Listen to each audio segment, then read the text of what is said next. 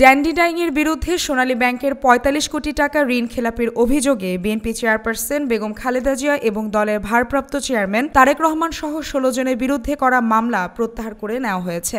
মামলায় বাদী প্রতিষ্ঠান সোনালী ব্যাংকের আবেদনের পরিপ্রেক্ষিতে গত ১১ নভেম্বর ঢাকার অর্থঋণ আদালত ১-এর বিচারক সাদিকিন হাবিব বাপ্পি মামলাটি প্রত্যাহারের আবেদন মঞ্জুর করেন। মঙ্গলবার সোনালী ব্যাংকের প্যানেল আইনজীবী জাহাঙ্গীর হোসেন বিষয়টি নিশ্চিত করেছেন। তিনি বলেন, ড্যান্ডি ডাইং ব্যাংকের টাকা পরিশোধ করে দেয়ায় আমরা সোনালী ব্যাংকের পক্ষে মামলা প্রত্যাহারের আবেদন করি। আদালত প্রত্যাহারের আবেদন মঞ্জুর করেন। বিএনপি চেয়ারপারসন বেগম খালেদা জিয়ার আইনজীবী মোস্তাক আহমেদ বলেন, সোনালী ব্যাংকের পক্ষে তাদের আইনজীবী মামলাটি প্রত্যাহারের আবেদন করেন। আদালত মামলাটি প্রত্যাহারের আবেদন মঞ্জুর করেছেন। মামলার অভিযোগ থেকে জানা গেছে ২০১৩ সালের ২ অক্টোবর ঢাকার প্রথম অর্থঋণ আদালতে মামলাটি করেন সোনালী ব্যাংকের স্থানীয় কার্যালয়ের জ্যেষ্ঠ নির্বাহী কর্মকর্তা নজরুল ইসলাম। ৪৫ কোটি ৫৯,৩৭,২৯৫ টাকা ঋণ খেলাপির অভিযোগে এ মামলা করা হয়।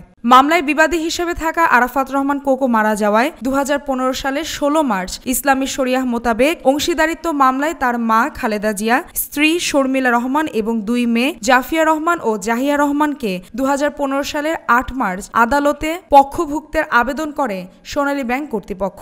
আবেদনের প্রেক্ষিতে ২০১৫ সালের ১৬ মার্চ ঢাকার অর্থঋণ আদালত ১-এর ভারপ্রাপ্ত বিচারক রোকসানারা হ্যাপি এই মামলায় তাদের বিবাদী করেন। ২০১৬ সালের ২২ ফেব্রুয়ারি খালেদা জিয়া ও তারেক রহমান সহ ১৬ বিবাদীর বিরুদ্ধে ইস্যু গঠন করেন আদালত।